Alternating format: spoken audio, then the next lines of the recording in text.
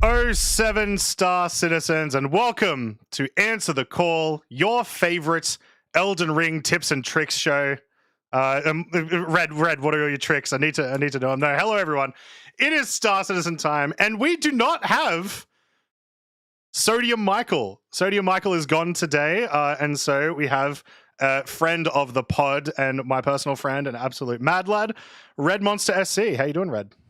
Doing good. And as far as tips and tricks on Elden Ring, I feel like the biggest tip I have is I've managed to not play it yet. I know that's disappointing to some, but for shame. Yeah, no, doing good. I made sure I'm probably not going to channel my inner salty persona as properly as those might expect, but I'm here. I'm excited to talk about some of these upcoming changes. Mm-hmm. So, yeah, hell yeah. And a reminder, guys, to all of you, if you like the pod and you want to help support, make sure you like and subscribe to the channel on YouTube. We appreciate it a ton. And we have memberships available, including some special membership only question streams, which you can check out. But if you want to do any questions right now, Discord, link is there in the chat. So, before we talk about all the news, for anyone who doesn't know you, Red, give us your spiel. What's your jam in Starset? What do you like doing the most? Go ahead.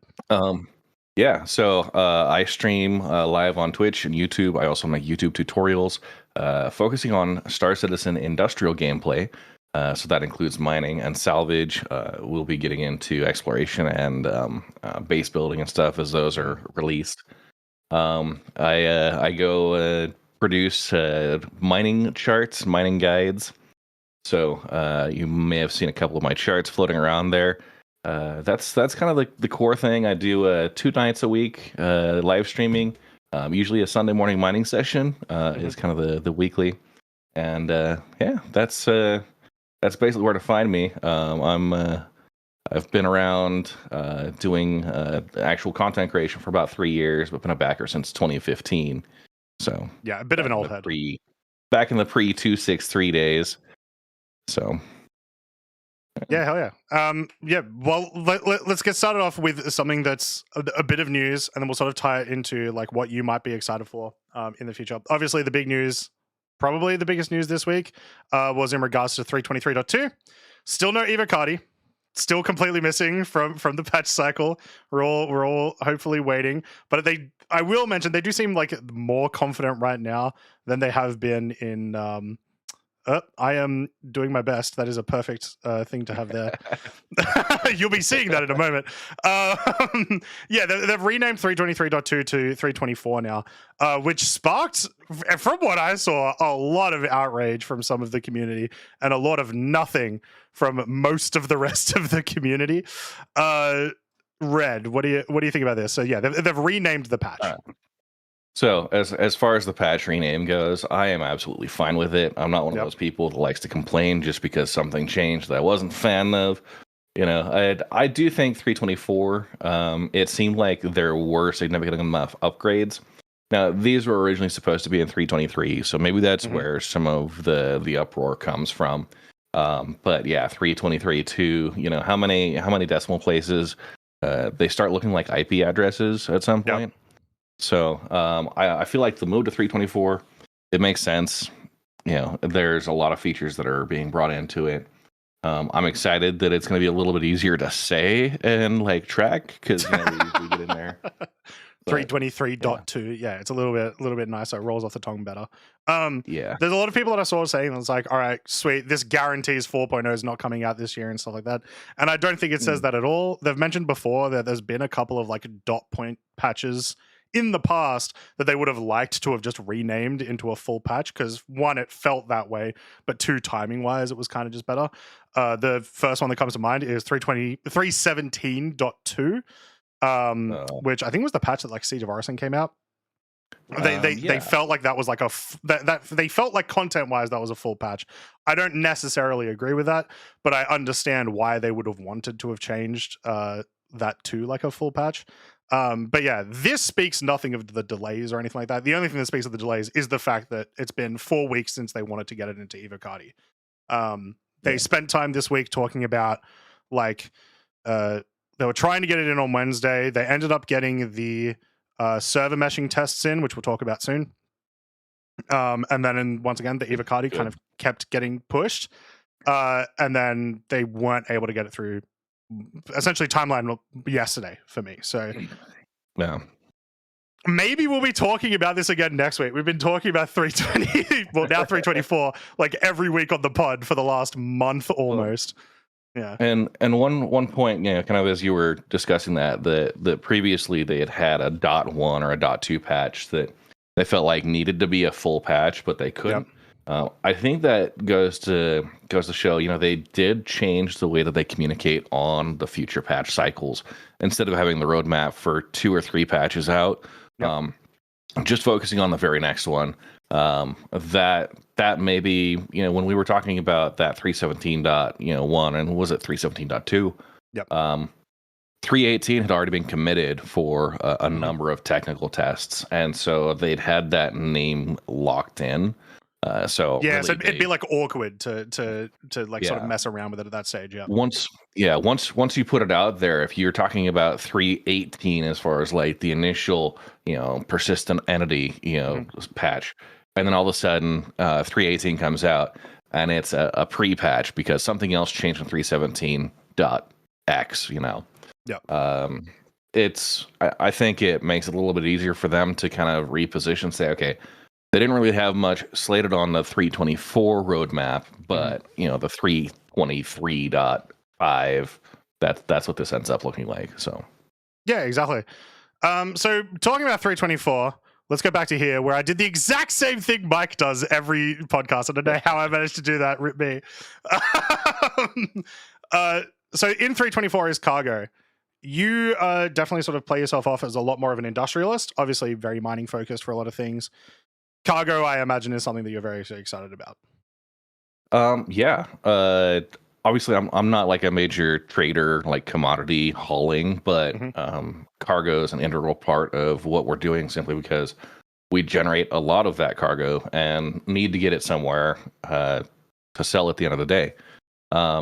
These freight elevators, it looks like a really great option for both kind of amassing a huge amount of raw inventory and potentially kind of keeping a stockpile of that so that you can go and sell it wherever more division of what your cargo looks like.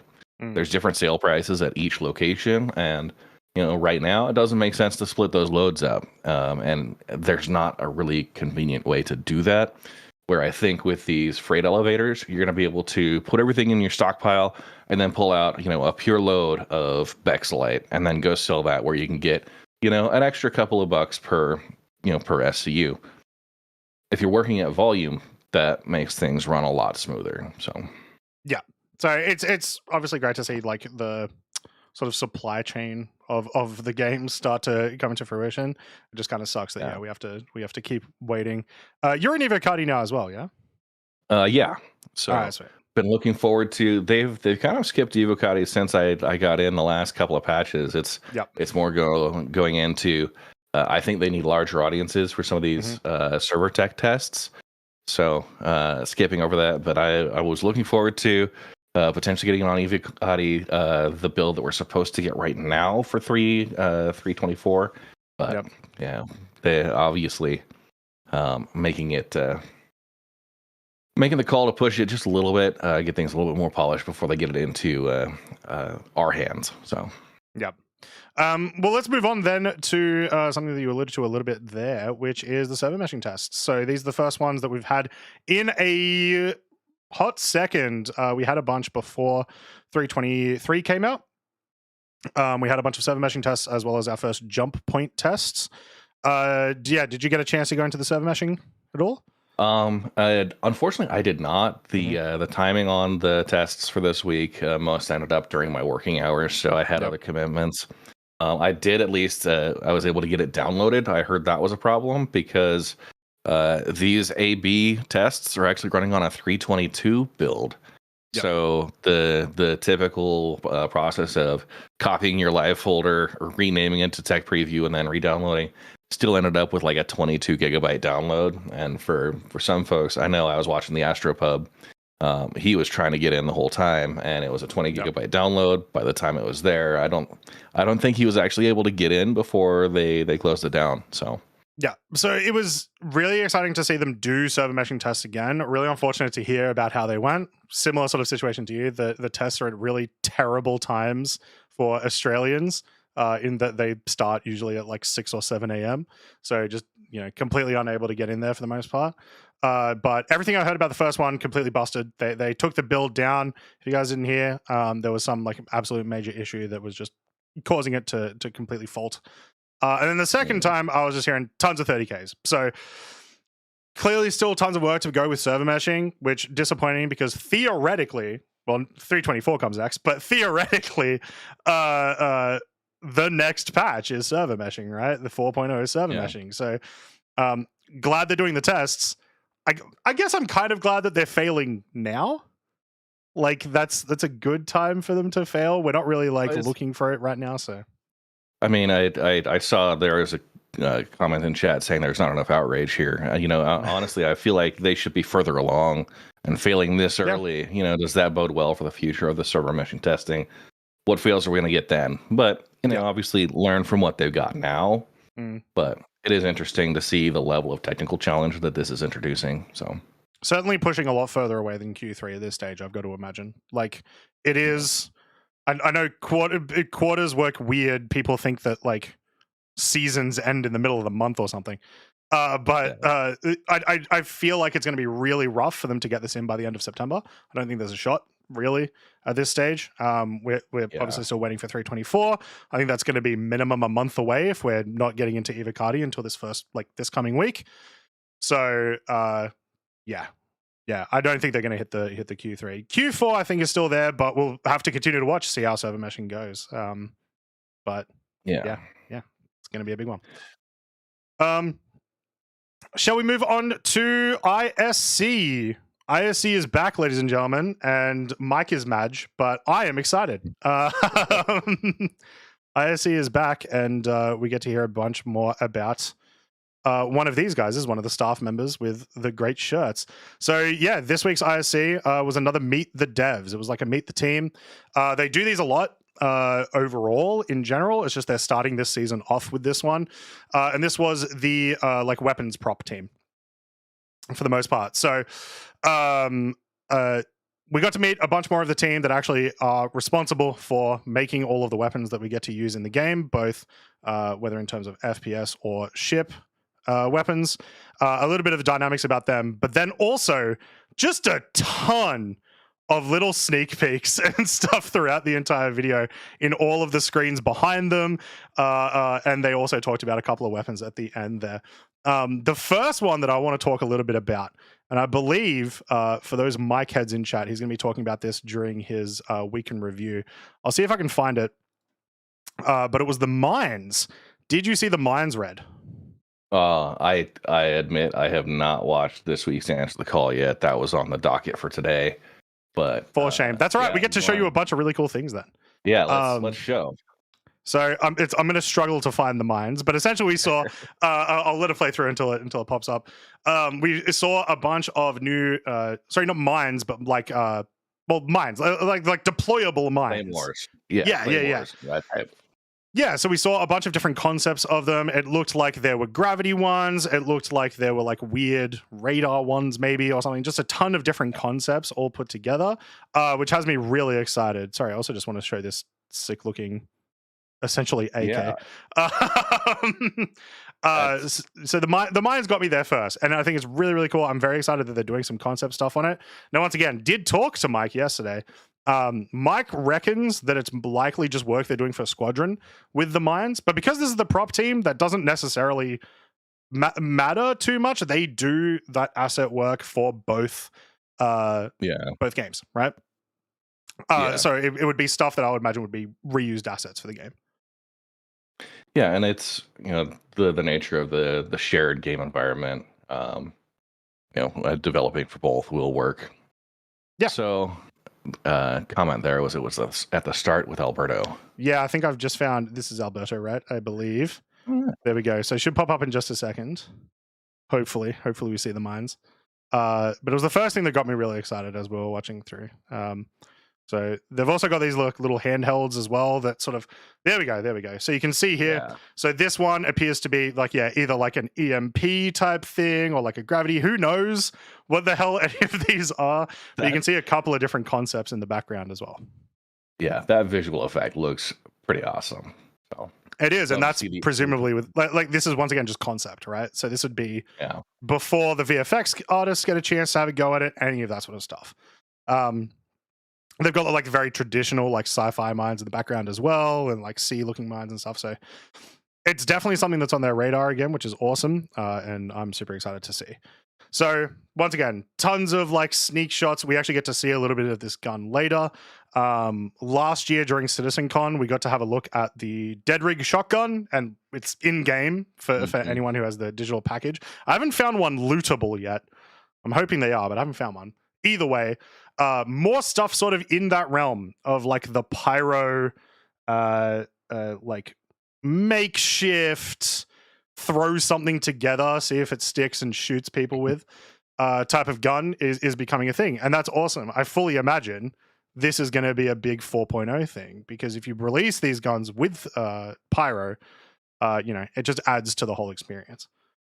This was another thing, Red, which I'm very excited for. They've mentioned before, like melee weapons that aren't just the knife, essentially.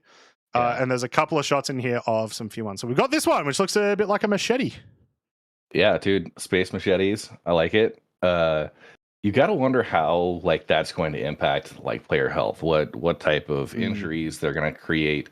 How that's going to be survivable, right? What your impact is once you're hit. Are you going to try an exfil? Maybe call for medical. Bring those along. Yeah, that saw some. It looks like a steam off of that weapon. There, it looks really aggressive.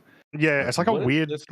It's like a weird looking AK or something. I don't fully know what it's supposed to be, but it's absolutely sick. Really. Yeah, interesting shapes there on whatever that segment they keep coming back to. Yeah. So, Mike, there on the road, miss you. I don't. Let's keep going. I miss you too, Mike. Mike, I messed up the same thing you did. Anyway, here I believe we get a little bit of a look at the P6. No, so the P8 AR. The P8 AR. So there's my understanding of the lore of a lot of the bearing weapons is essentially they've got the P4 platform, and then they've just got ways to modify it to turn it into all of these different varieties, including like the P8 and stuff like that. Now we get the P8 AR, which once again, my understanding is that this is one of the main weapons you'll be using in Squadron. So they get to show it here a little bit. It's a much longer weapon. It's very cool looking. I love the bump stock on it. And no sound here, but it does sound quite unique as well. So big fan of that. Very excited to see that one come into the game too. Yeah, the P8 is one of my go-to weapons within the verse. I usually have a pretty big stock of them.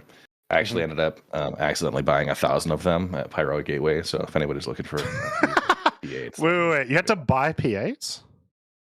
I bought just to help support the Xeno threat and really ground operations. So. The economy is really taking a hit for the most part. The next one that comes up is this one, Volt. Finally, we've been waiting for these weapons forever. These got concepted years ago. They already had a ton of lore. I think they had done sneak peeks of these weapons a while ago as well. But it's finally on its way. Volt weapons are here. These are the essentially like electric weapons, kind of like the Atskav, but you'll see in this video they have what appears to be a really, really unique shooting style compared to every other FPS weapon. So they do take batteries as well, which I imagine for the immediate future in the game is not going to be any different to ammo. You're probably just going to buy it and loot it the same way. But yeah, really it comes down to how they shoot. They have this sort of weird... Like I really want to get my hands on one in the game because they have this sort of weird like charge up, like pellet you a little bit with a couple of bullets, and then it just turns into a full laser, like an ROC laser, which let's get one of these on an ROC variant. Sorry, a Rock DS variant. Get a big Volt gun weapon. Chuck it on that would be sick. I hear you over here still trying to make the Rock DS relevant. I'm confused. Croncy, we just let the Rock DS die. It has potential. Potential, Red. The more you bring it up, the harder it is for that thing to die. Just let it go. Yeah. All right. Just All right, let so it go. So here you go. So you'll see. So yeah, it has like these sort of arcing mechanics. It turns into a full laser. But the first couple of shots are like single bullets. And then it turns, like you can sort of see it as it goes. It turns into like a full beam. Does it want to play? Yeah. That's worthy of melting a little bit of face. Yeah. I do love the design on there. Like you got, kind of collectors and these capacitors and things. And then like a shielded barrel area to really focus in that energy. Yep. That looks amazing. I am excited to see different ammo types. We've got the other energy from I think the Galant. You've got the ballistics that are just a classic, but yeah. This and then you've got like the Atscav. The Atscav is very different as well, where it does like the electrifying arcs, kind of like a chain lightning type deal. Yeah, seeing more different stuff is good. Another thing I just want to mention specifically with this gun, notice after it starts lasering, it has no recoil. So this is going to be, when we get that horde mode, this is going to be the perfect weapon to just sit on the side, couple of shots of recoil, and then just aim at whatever. It's going to be sick. Yeah, and it looks like once it gets into like a warmed up state, like you can pull your finger off the trigger for a little bit, and it will resume back into that sustained beam pretty quickly. At least that's what I was seeing. Yep. I also am excited to see this make its way into the gun rush game mode in Ring Commander, because hopefully, I mean, that's the best place, presumably. Well, that or the single gun mode is sort of the best way, I reckon, for them to test any new guns before they completely break like all of the balance. This one's another cool one. It seems to shoot in a similar way to the Parallax, as far as we can tell. It's like this modified multi-tool flamethrower mining laser thing. Which is just super dope. And you can see there, I believe that's the Dead Rigger shotgun that was there below it. And this one's the Pyro SMG. The cool thing that I want to talk about this one specifically, they sort of mention it because it is a lot smaller. It sounds like, and it's a thing that I'd kind of want like an SCL like ask the devs for. It sounds like it may be able to take up a pistol slot, which would be awesome. Like more variations in pistols is something I would be a huge fan of, as well as would allow you to, use these a lot more efficiently in sort of like a lower armored, like setups, not having to break out the heavy armor for the extra slots there. The visual styling on these is just fantastic, right? It looks very klooched together. Now, I do just want to quickly say, because you're mentioning visuals, I do think this is a placeholder laser, because that just is like the mining laser. But continue. Yeah, it looks klooched together. It looks worn. It looks like the type of thing like I don't know if you've ever had like a misfire or something like that, but yeah, it definitely looks sketched. Like you're holding it, you're shooting, it goes 99% of the way forward, but every now and then, a little collateral damage might be possible. Yep. Now you just saw it for a moment there. It's going to come up again. Another weapon that we've been waiting for years, and we think almost came out in like 3.15, I think it was, when they brought in cargo. Right. When they brought in the looting mechanics and stuff. Crossbow. Crossbow is here. Now, they talk about it as though it... I don't know if it's going to make it into 4.0. I'm hoping it will. But it looks fantastic. It looks absolutely sick. My one possible issue with it, and once again, it may be a placeholder, so it might be okay, is you'll see in a moment when they actually shoot the crossbow, it does like a little electrical spark.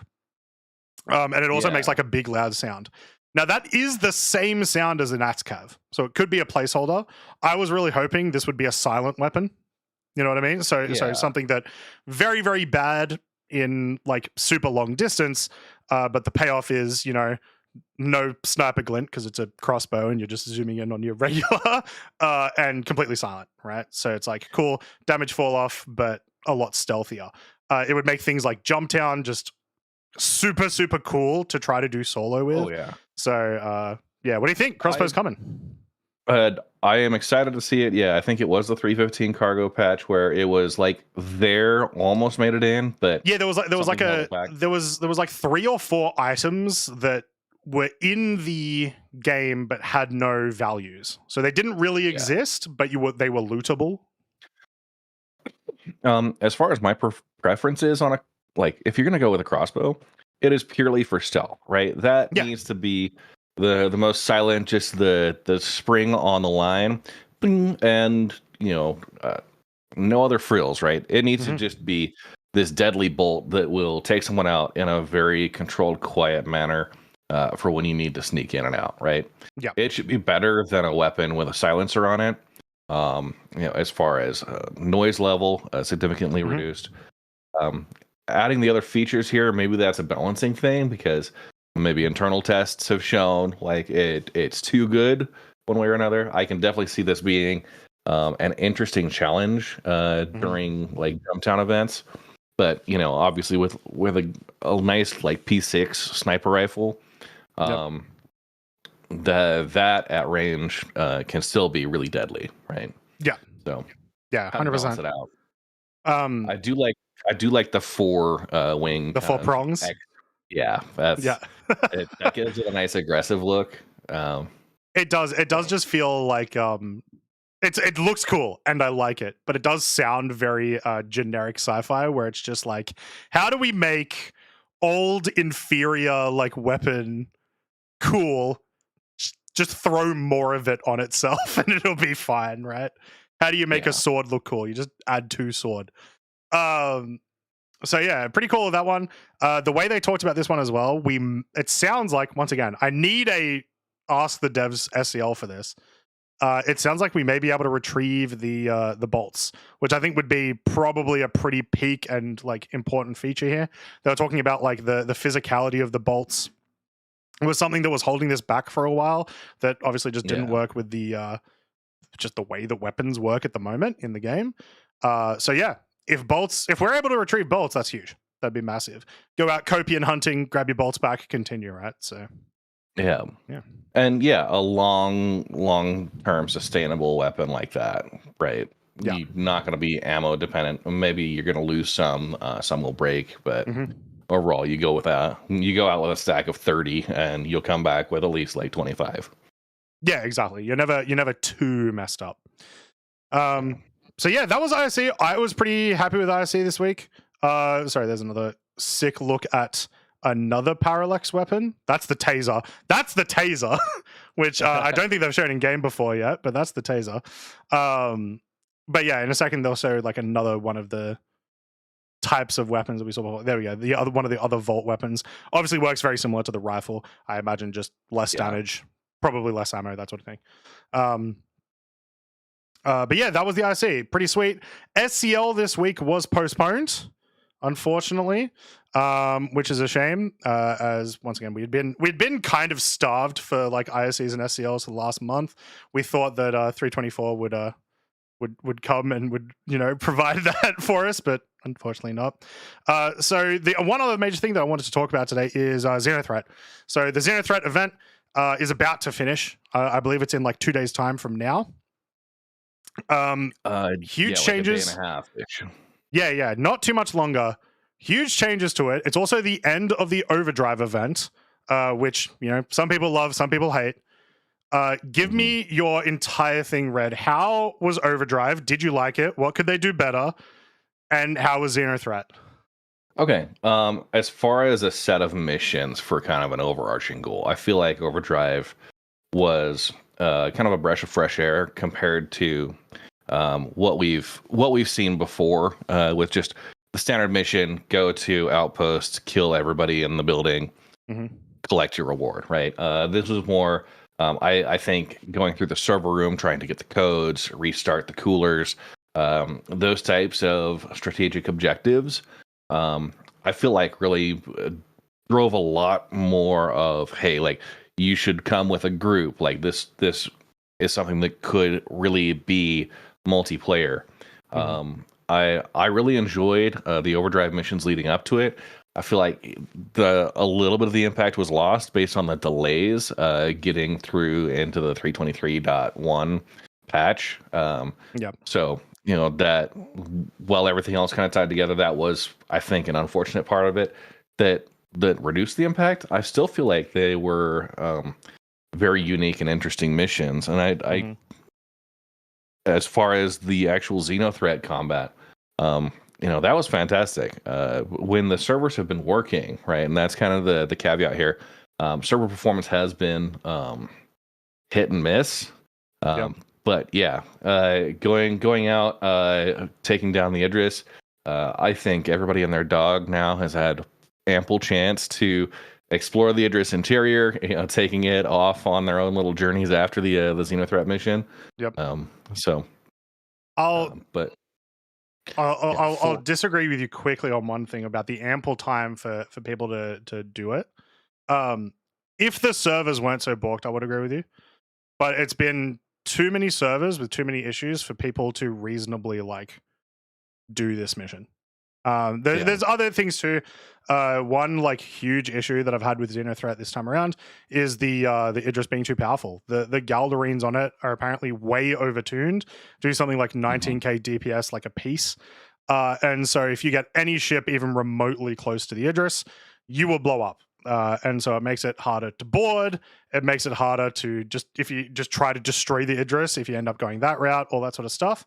Not to mention, weirdly, and I've seen this in a couple of servers now, we thought it might be a bug, but we're not sure. The Idris just going way too fast. So you can't if you don't disable the Idris by taking out its engines or whatever, or distortioning it, it will just fly too fast away from you for you to actually board it. The amount of times that we had to try to do the mission by tractor beaming onto the Idris and then just hoping that it would fly our direction and we would ram into it and glitch through the walls. It was every time. It was the only way that we were able to get into the Idris. Now, once we got on the Idris, it was sick. It was so cool being able to get on the Idris, do the mission. People said that the enemies who have too much health, I disagree. I think the FPS enemies had the perfect amount of health for the mission. They're supposed to be at least within the Xenothreat organization, higher level military people, right? Of course, they're going to have the best gear protecting their most expensive thing. So yeah, these aren't your single fighter pilots. They are crewing the Idris for a reason. And the comment as far as the weapons on the Idris, I feel like CIG taking a couple of shortcuts because the AI targeting isn't great. So they offset that by bumping the crap out of that DPS number. That makes it so the players that are capturing these Idris, you're gonna go out and have a great time doing bounty hunting or potentially spoiling the next Xenothreat event to keep going. I am curious how many groups were able to kind of keep that Idris going for longer periods of time. I know heard of a couple of groups that were able to get crews in rotation and at least have that sustained on the servers through server recoveries and such. So kind of the emergent gameplay there makes it kind of an interesting factor. So and it was also cool that we had the really bad Idris mission earlier this year with Xenothreat, where it was essentially just if you were insanely lucky, you could find it, or if you were just able to be online for 18 hours a day, you were able to find the Idris and get on it. I was glad that they were all right, cool. This isn't a one-time thing. You will be able to experience a very similar event. I'm just a little sad that it was, messed around with bugs, messed around with servers, and it's the classic Star Citizen thing of here is some genuinely really cool content when it works, and it's not working, and it's not working the majority of the time. I feel like that is the biggest caveat right now with Star Citizen, and part of the reason why so many people are against it, right, is that caveat of when it works, right? Yep. we have these fantastic potential experiences, right, that if the servers cooperated, if you get high, server FPS, if you don't have random crashes to desktop, it would be an amazing experience, right? Yeah. This would be something like you'd brag to all your friends about, whether or not they're video game people or not, right? Just like reliving your Star Wars fantasies. But what happens is we get where the technology is still cooking, right? It's still in development, and the downside there is the servers aren't cooperative. Sometimes the client's not cooperative. Other times you get people in the game that are just exploiting these known loopholes, right? Yep. It turns enough people off, and we're in alpha, right? And that's what a lot of us who are longtime backers understand. I'm sorry, this is my soapbox for a moment. We're in alpha, but you said alpha, guys. You said alpha. That we're take your drinks at home. We understand that, we accept that as part of the process of development, but absolutely, as we start looking at the 4.0 and beyond, like we're looking at a beta release and then the golden. All of this has to work properly, and I feel like looking past that caveat of when it works. I'm excited for the future of the game, but I am also worried because there are a lot of times where, as a group, we're trying to get something done, and there's not an insignificant minority of players in our group that just cannot get things to work properly. Yeah, exactly. So, I will continue saying with just like it's very. It's almost certain at this point. I think it's entirely speculation, but I still feel like I'm 99% correct. This is gonna be the 4.0 lead-in event. They moved the location to the pyro jump point. There's no way that was just cause. Like, it's almost certainly because they want to do something with that. And obviously, how cool would it be if you're doing the Xenothreat mission and then you turn around and they're like, the jump point's open again, guys, right? So you then go through. I'm almost certain this is what will happen. And if it doesn't, that sucks. CIG, make this happen. It'd be so cool. Every MMO does this. They do a pre-patch event and that leads into something big like this, and it would make sense. I see where you're coming from here, and I absolutely agree. I feel like this is going to be a momentous reveal the moment you can do that transition from Stanton to Pyro through the jump point, right? Yeah. And we talked about that with the Pyro tech previews and stuff like that. I think this deserves more than just, hey, like, download the updated patch and you get it, right? I feel like a momentous occasion like this needs to be accompanied by some type of way to go earn it, right? In game. Give us the opportunity to go fight for it, defend it, clear the Xenothreat out, and then all of a sudden, they've reactivated or they've opened things up. Then you can go, right? Yeah. It's the same. Like I've talked about like community goals in the past. Like other MMOs do this really well, where there's a community goal, you got to deliver like X number of units of material and a specific bill of materials they're trying to meet. Bring something like that in. Bring a community goal to say, hey, right, and to pull from like Helldivers, right? There's missions they have, their major orders, right? That you've got to go eliminate 2 billion robots. That sounds like a lot, but as a community, once you got that done, right, somewhere on the back end, the switch is flipped, and they say, all right, you guys have earned it. As a community, you've all come together, and Xenothreat's been defeated. We can now go through. Yeah. I mean, even with that specific example, that's what Ninetales Lockdown kind of was. It's just obviously the reward was just the finishing of the mission, not the actual, triggering of something happening. It was just, like community effort, do Ninetales Lockdown, everyone gets money. But obviously it's something they can do. We know that these guys enjoy these kinds of games. There's a lot of MMO players working for CIG that will have this sort of experience. So I'm hoping that happens. If not for 4.0, do it soon, because I love it. Yeah, and honestly, like if you are helping develop Star Citizen and you're not an MMO fan, right? Are you gonna be doing a good job at what you're aiming for, right? Called up, I read. Everyone at CIG needs to play World of Warcraft. I'm, not necessarily on that. There are definitely some folks that do well, it's just the natural, like, you're gonna be involved in the industry. Yeah. You should at least appreciate that industry. But Yeah.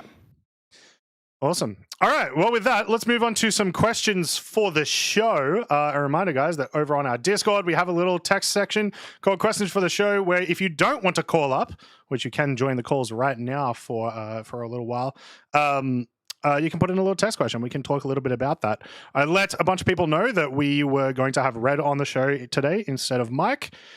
And so we got some questions. First off, and this one's going to be about mining. What changes or tweaks to mining do you foresee being needed to complete the mining loop? Stabilizing risky ores like titanium or such for transport, with moving bags from mining ships to cargo for delivery to refineries. Essentially, yeah. What do you think needs to change in mining to make that loop fully make sense? yeah, if you got some quick thoughts, I'd get them out now, because I can still box on this one for a bit. Yep. But More different mineable types. We know that there's a couple of mineable types that are supposed to be coming out in Pyro, thanks to you when you did the Pyro playtest. But I would love to see more things like Quantanium. So I would like to see. I don't hate that mechanic. I just hate that it's tied to one mineral. So I would like to see, time-dependent minerals of higher and lower qualities that require more or less time to get delivered to either a refinery or a ship refining or whatever.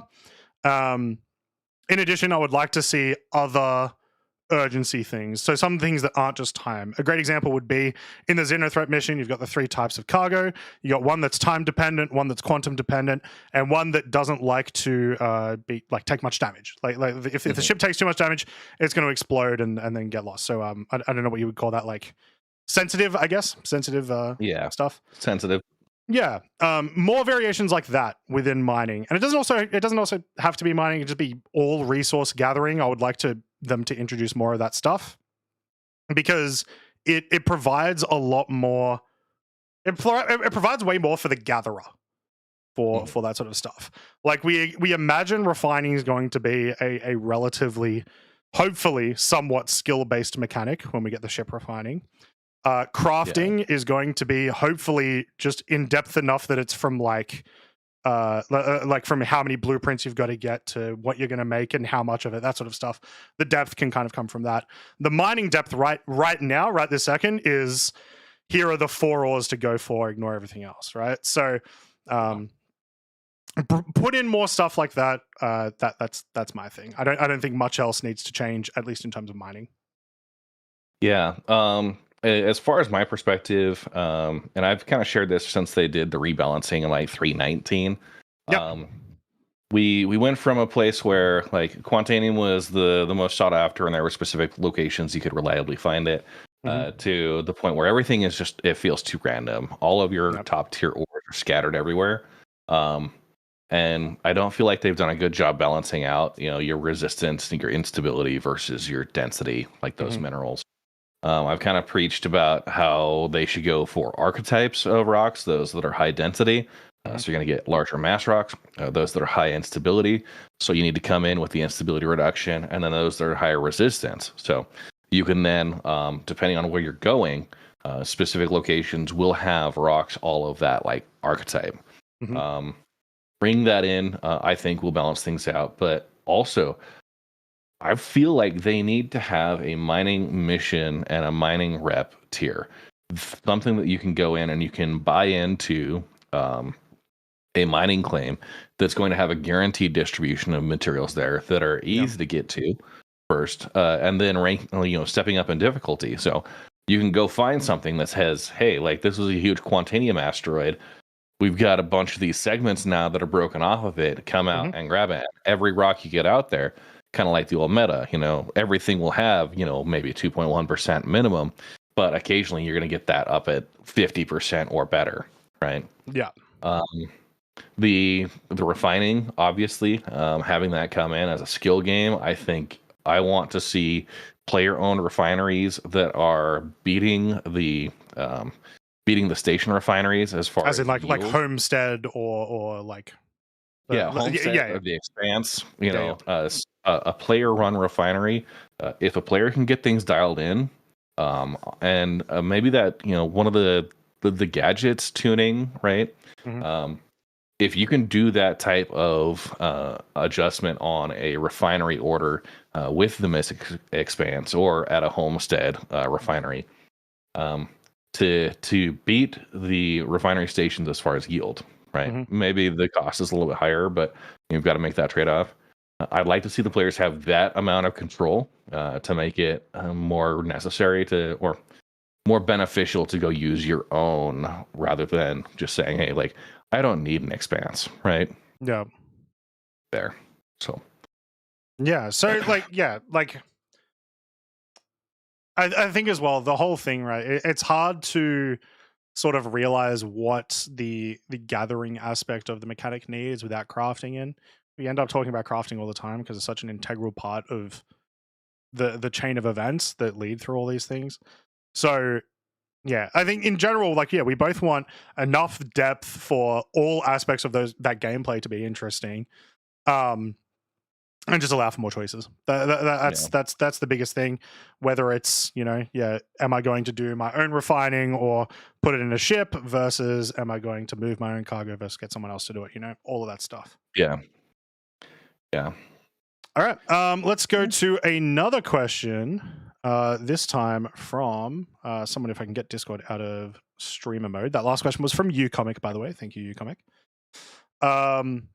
Sorry, I can't get Discord out of stream mode for some reason. So to someone in our questions for the show, how about making Arena Commander how about making Arena Commander at some point in the future, presumably 1.0, free to play? Everyone can download it. You have electronic access as free to play. And if you want to play more, you can buy Squadron or Star Citizen. Similar how on other games give a permanent trial/free version, or similar to how Call of Duty has Warzone, but also the main games. That's pretty interesting. Red, how much AC do you play? I'll get in and do like the gun rush mode if I want to just to mess around a little bit. Mhm. I have done some of the racing modes there just to get used to the tracks with the new master modes. Yeah. I feel like it's a good test bed.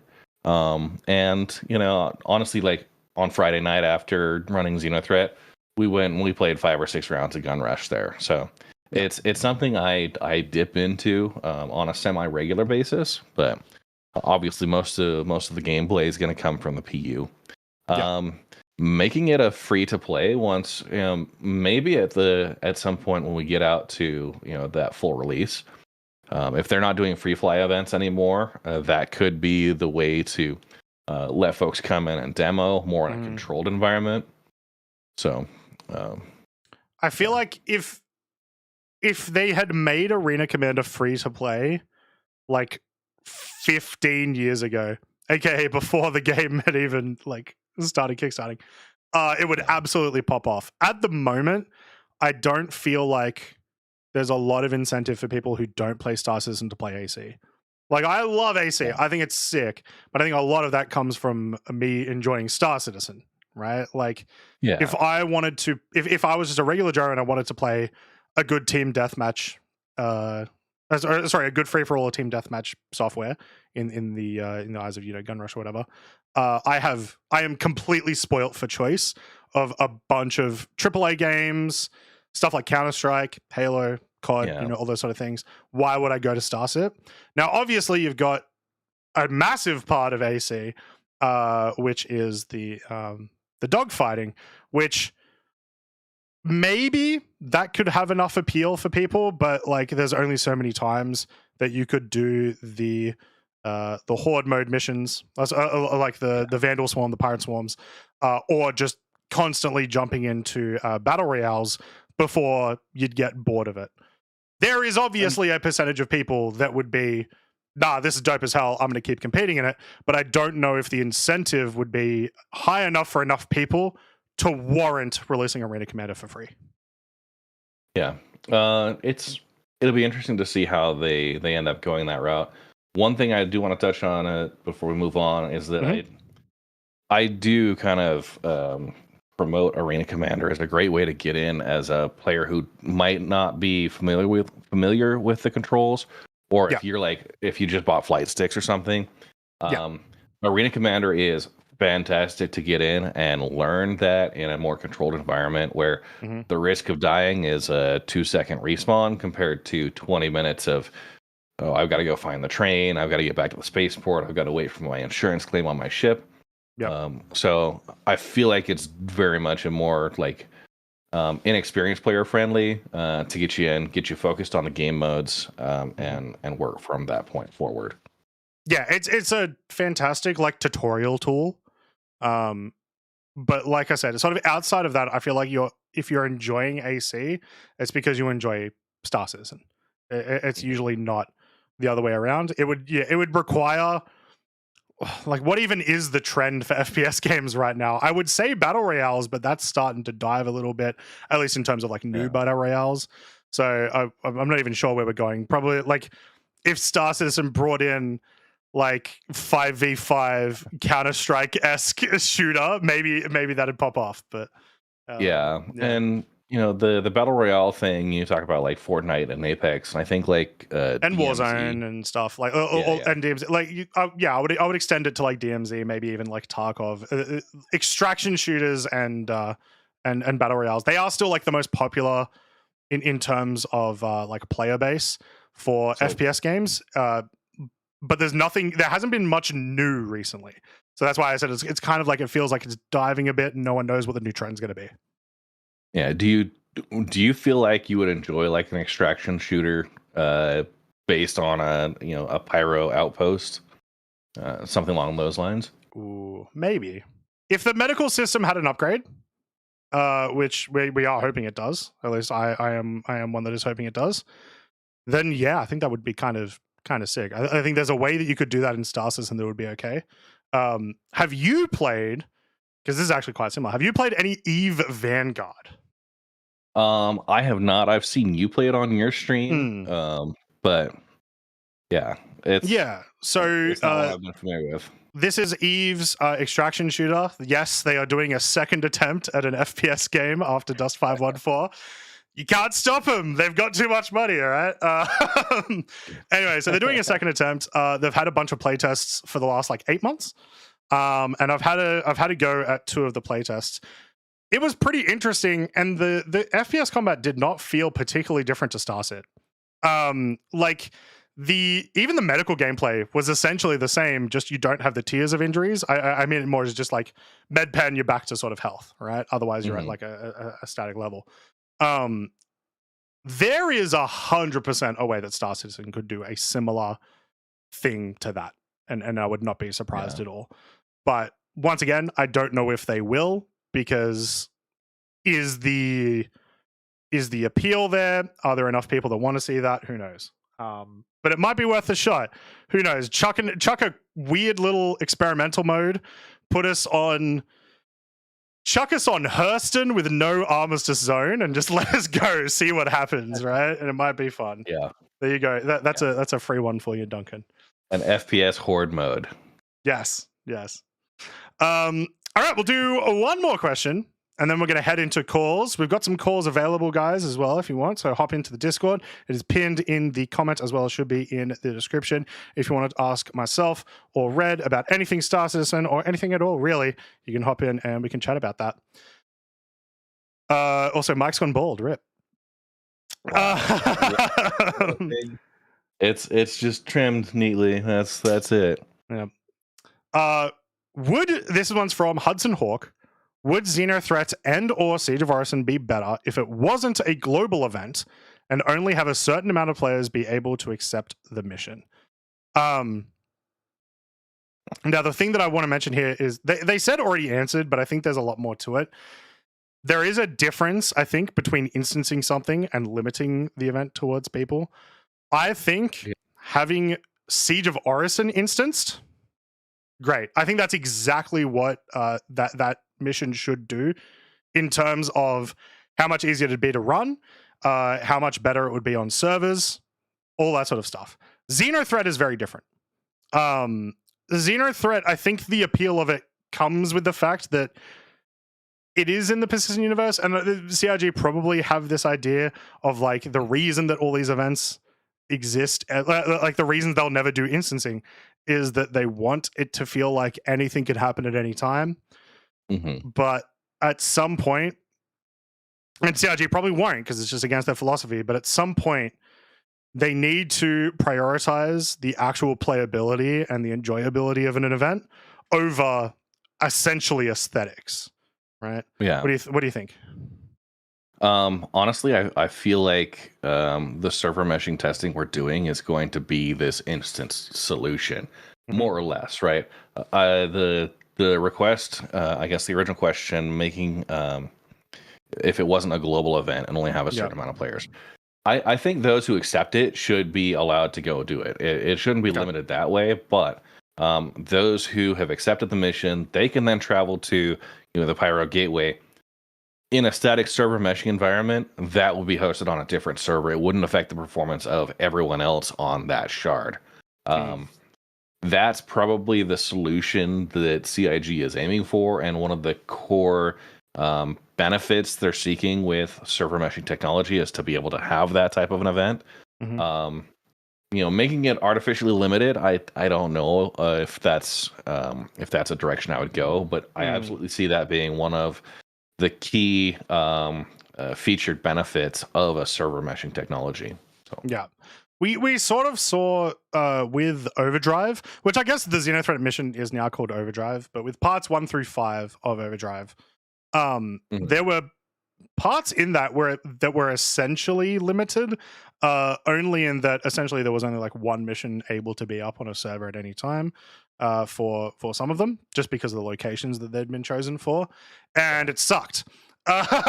Not being able to do the mission, which a lot of people had logged on for, just made it terrible. So you can't limit it in that aspect.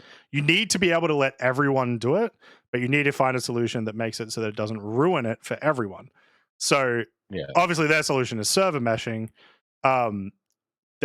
Presumably there'll be any number of issues with that. But I don't, as much as I would like them to instance things just to make things better in the short term, there's no way CIG will do it. It completely goes against their philosophy. So, yeah. No, as someone who generally, while Xenothreat has been going on, while we've had these other, Siege of Orison, I'm hosting a Sunday mining session, and our performance and our ability to just the game doesn't respond like it should, and that type of an event really kills the ability to have a smooth mining session, right? People who don't want to be involved in it are suffering from it, and that's again kind of where the separation with the static server meshing kind of helps break that apart. All right, so that was questions for the show. Once again, if you guys want to submit questions for the show during the week, head on over to the Discord, go for questions for the show, and just type really whatever you want in at all. We'll see if it's a nice question. We'll answer it if it's got some good discussion. Shall we move on to some callers? This is going to be terrifying. I'm going to be trying to do callers all by myself. Here, I've got the waveform up. Oh, I'm prepared. I'm so prepared. All right. Can you see their names? Because I really need to find out why I can't turn off streaming. Which channel? It'll be waiting room 1. Okay, I do not have visibility for that. Oh, of course not. Why would that work? There we go. Nope, it didn't turn off. What is going on? Well, here we go. We have someone. I'm going to try to find out their name. Hello. Oh, there we go. I can see your name now. MacCloud. How you doing? Welcome in. Hey, buddy. Nice to be on the show for once. Howdy. What would you like to talk about today?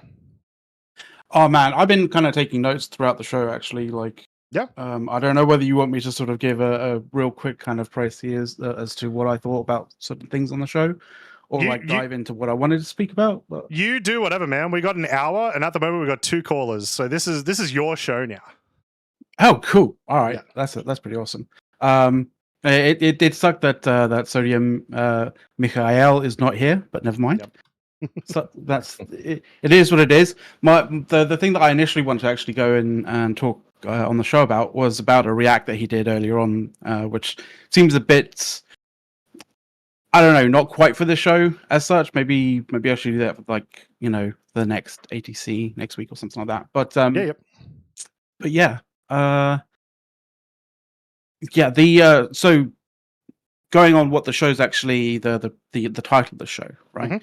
I really did not care too much at all about whether they changed the patch name from or the patch numbering from 323.2 to 324. It makes absolutely no, like, there's no reason to be angry about it. It's the same patch. It's just, you know, they're upgrading that patch to be to showcase that they know that it's a bigger deal, right?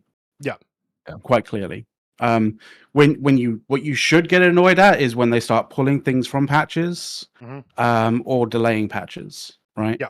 I think maybe some people thought that when they saw it being changed from 323.2 to 324, that like intrinsically meant that there was going to be a delay, but we haven't heard that from CRG in any way. So, well, the delays for 324 are in what they've been telling us like every day for the last 4 weeks, which is the delays of the Evocati patch.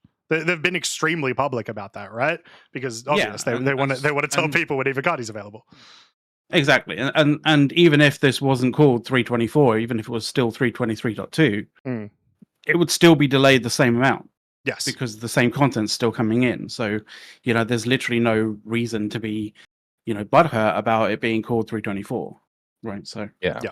And I was very much in the camp of AstroPub in terms of trying to enjoy the server meshing kind of thing. I don't exactly have the fastest download speed, and so it was, I can relate. You know, 25 gig download is going to take me like 2-3 hours. Yep. Yeah. So by the time I got it downloaded, it finished, which really sucked. Yeah. Was that the first one or the second one? The second one. Yeah. Yeah, I didn't see the first one. I saw the second one. I was like, oh crap, need to go into that. The first one was not up for very long, so not many people got to experience it, to be honest. Yeah. But yeah, based on what I've been hearing from people with doing the second test, wasn't much to care about. It was extremely buggy, extremely crash heavy. So, you know, it's one of those wait for the next meshing test and hope that one's much better. Yeah, and one of the caveats here as well. These are limited to, I think, 600 players total. So the number of spots available, if you don't have that downloaded and ready to go, you got to wait. You are going to be stuck on you're basically going to be stuck waiting for somebody to crash out and take their spot. So yeah, and that's a bit of a shitty situation for that person as well, because like, you know, he's enjoying, then crashes out, then tries to get in, and suddenly he's stonewalled, right? So that sucks. Yeah. As for the actual server meshing itself, like I love the fact that, you know, CRG are doing it. It is obviously an absolutely necessary system for the game to run as an MMO, right? Yep. But I know this might ruffle some people's feathers, but it's not the first. This isn't like an industry first. There are games that do have server meshing, as well as dynamic server meshing. Well, yeah. While it may not be the first server meshing, would you still agree that like at this scale and for this much meshing of different gameplay styles, it's not like a huge deal in that aspect, assuming it works? Oh, in terms of gameplay styles and in terms of like the amount of data that's being run through, it is probably the largest amount of data that's being pushed through. It'll be interesting to see how those how the server meshing deals with, you know, data throughput, because it is it's not a linear amount when you start scaling up the amount of people, because every new person into the environment doesn't increase the amount of data linearly, because one extra person means everybody in that server needs to kind of know information about that person, right? It's not a linear, it's exponential, if anything, right? So be interesting to see how they deal with that. Like one extra person on a ship means it's not just you're adding one person. It's every interaction with that ship now multiplies by that person. Every interaction with ships around them multiply, like and so on. Presumably, I don't bet to know how any of this stuff works, but that's what my common sense is saying that would work.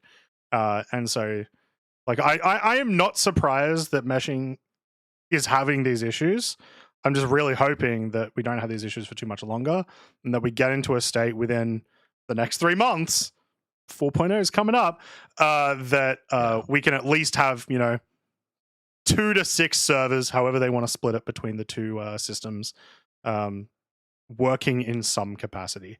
If the game is better than it is right now, and we have more players in game than we do right now, as in per server, then awesome. Yeah. One thing I do know is they say there's a law. I can't recall the actual the name of the law, but the law basically goes that the amount of work or the amount of data will always increase to the space available, right? And in the sort of the same way, I always kind of think that not like the amount of the players, law of gas or something, where it's a gas will always fill its container, but I guess it's data will always fill its throughput or something. I'm sure that there's going to be somebody in chat that knows exactly which one I'm talking about. But it's just a fact of MMOs that you give an MMO community the capacity to push 2,000 people into a server, they'll push 2,500 people into a server, and then be angry that they couldn't push the extra 500 in, right? Yeah. So there was you're always going to have to deal with that. Yeah, there was a moment, I think, when we first had the server number increases from 50 to 100, there was a moment where they had a couple of servers on 150, and it was exactly the same. And they never pushed back to that. I always wondered if that was maybe a case of there were some issues and it actually wasn't as stable as we had maybe hoped, or what the deal is there. But I think we've all been craving higher player numbers regardless. So yeah. That's see that to me is like that to me in terms of the number of people on the server is like the equivalent to this amp goes to 11. Yeah. Rather than 10. It's like, well, why not make 10? Why not make 11 10? It's like, well, no, but this goes to 11. This goes 11. Yeah. That is a good call out. Like, how many folks in a group, right? Should we be supporting, and how many of those groups? With Xenothreat and kind of the first week, I know our group, we brought in about 25 players. And that's a quarter of the server, right? But there are other groups that are potentially larger than that, bringing in everybody they want. If you're outside of Xenothreat, if you're trying to run like a special event, like in Croncy's Mountains of Mayhem, I had a Demolition Derby event.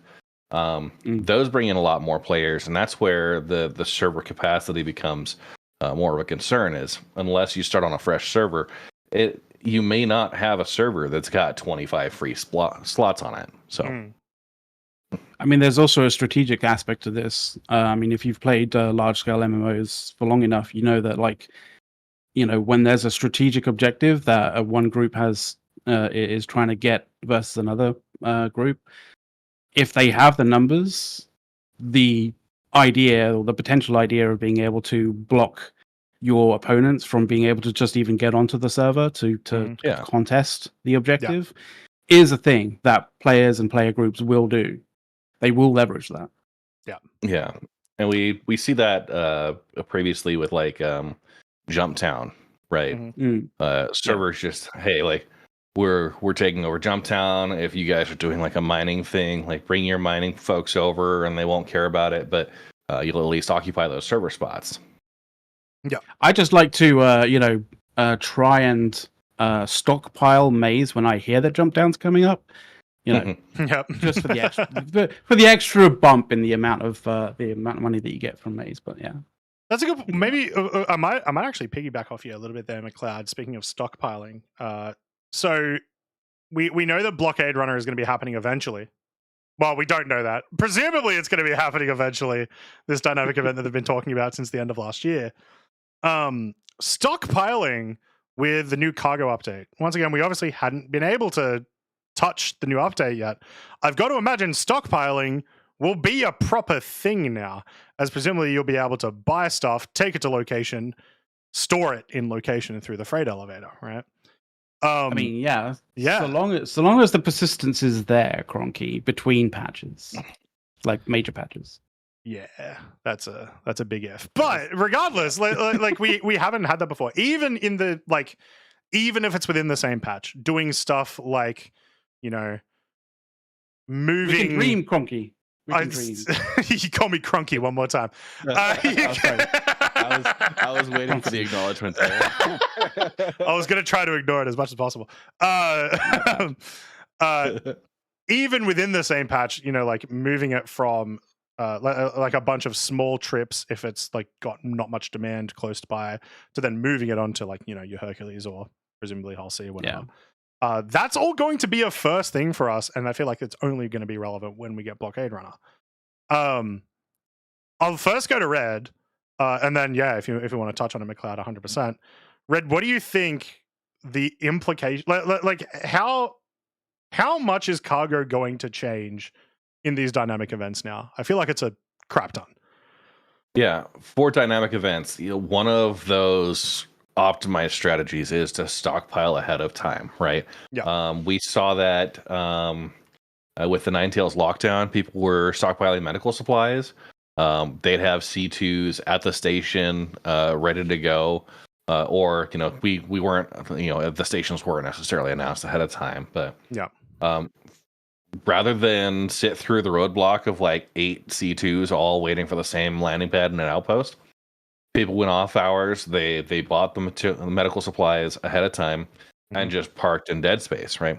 I feel like we're going to see that, but now that we have a safe space to land that without necessarily having to commit one ship to it, you could commit a significantly higher amount of inventory. I do feel like there's going to be those folks on the min-max side, right? The optimizers that we'll probably have a healthy supply of whatever materials are going to be used for whatever events are coming up. So yeah. McLeod, anything you want to add on to that or talk about that? Like, I feel like it's a really big part of, well, just everything and sort of stuff that we were mentioning. Oh, I can't wait for the cargo kind of update. Physicalized cargo is just.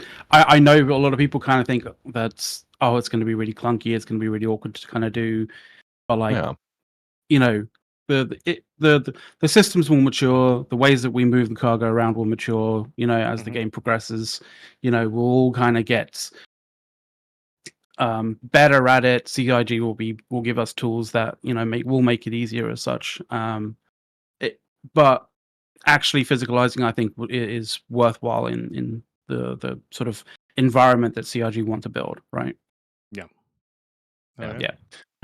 So maybe this is a good question to ask. Are you concerned with what might become tractor beam citizen rather than cargo gameplay, having to manually move from your cargo lift onto your ship? Well, yes and no. Like, yes, if CIG don't look at it and kind of go, we need to create some limitations, right? And then there's also a case of, we have this tractor beam tool that uses nothing, creates energy out of thin air to do what it does. When you start actually plugging in things like it requiring energy and materials to use in order to actually function, then you may sort of start to see some limitations in, utilizing tractor beams in order to do everything, and realize that in actual fact, it might be better to use a different device or different devices or that kind of thing for larger boxes and stuff like that. The other thing that I always kind of thought was a bit weird was I don't know, I kind of feel I feel a bit weird as a player who is like maximum of 100, 150 pounds, plus suit and armor and stuff like that, being able to, throw around a 32 SCU container. I really feel that in terms of the mass difference between the two, if you use a tractor beam on a 32 SCU container, it should be you being pulled to the container rather than the container being pulled to you. So yeah. But even in 0G, right? It's imparting forces that that don't have the opposite reaction. And that is a good call out. We've got the smaller tractor beams and the larger kind of rifle sized. The differences between those, what they're capable of. I also think we need to have mag boots as well. Yeah, mag boots. Yeah, it's something that's brought up like all the time, right? Like it's a big sci-fi trope, and it's weird that we don't have it. And yeah, it would make things easier. I don't know. Well, it might make things easier for us. Might make the devs' time infinitely harder with the way that they've made the game. But it would be very cool. I know that need space parachutes. Yeah. Well, I mean, that's what the tractor beam's there for, to pull us back onto the ship. Yeah. If we get blown off. Yeah, shot off, Like, there's a certain level of I do hate it when people bring up realism in Star Citizen, but with some of these things, not so much. Like, some of the things, it's like, no, if you brought in not really realism, but once again, more like tropey things that we're very familiar with, then it could add a lot to the experience because it then acts a bit more like you would expect a sci-fi universe to act. All that being said, go ahead. It also opened up play and counterplay options, right, for people. Yeah. And that's a really important thing when it comes to gameplay, just in general. Yeah. Now we may end up in CAG timeline probably a couple of years time, and end up saying like, look, the was it like the crawling that they've shown off a couple of times in like concept stages may be enough, but I don't know. It's. Yeah. And to clarify, you're talking about like the sticky fingers, the Spider-Man hands. Yeah. Which are essentially like the way they talk about it. It is essentially mag gloves. So it's like the Mission Impossible kind of like up the side of the suction gloves, right? yeah, exactly like that. Oh, I love it. Awesome. All right, anything else you'd like to talk about, McLeod? Quick little thing. The sword thing, the machete thing that you brought up in one of the videos. I noted that looked like a longer version of a knife that they also had in the sort of like series of knives.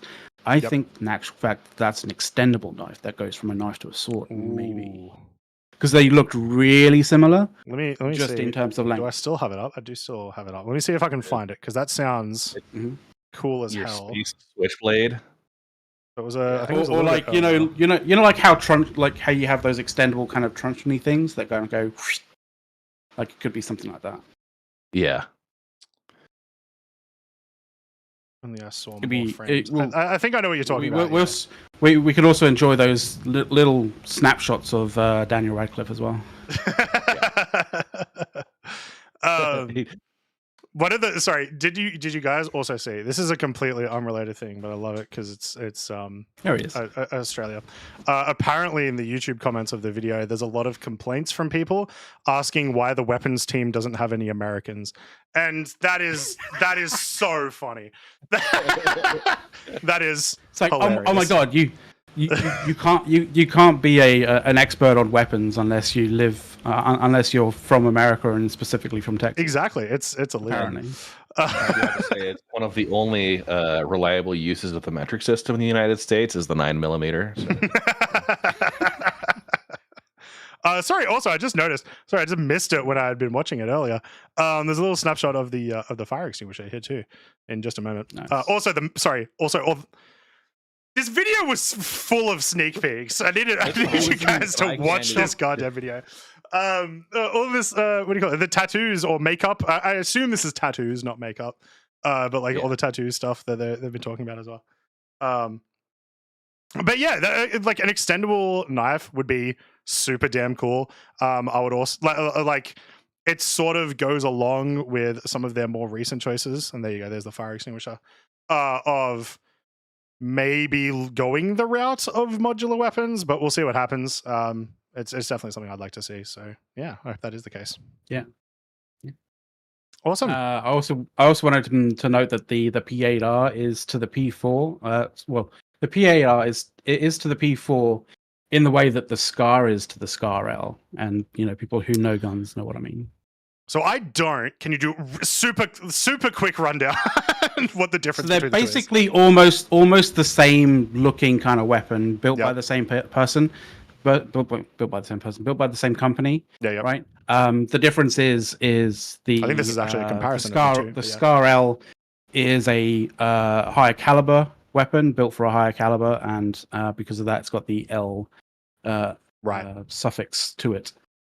All right, fair enough. Sweet. Yeah. Awesome.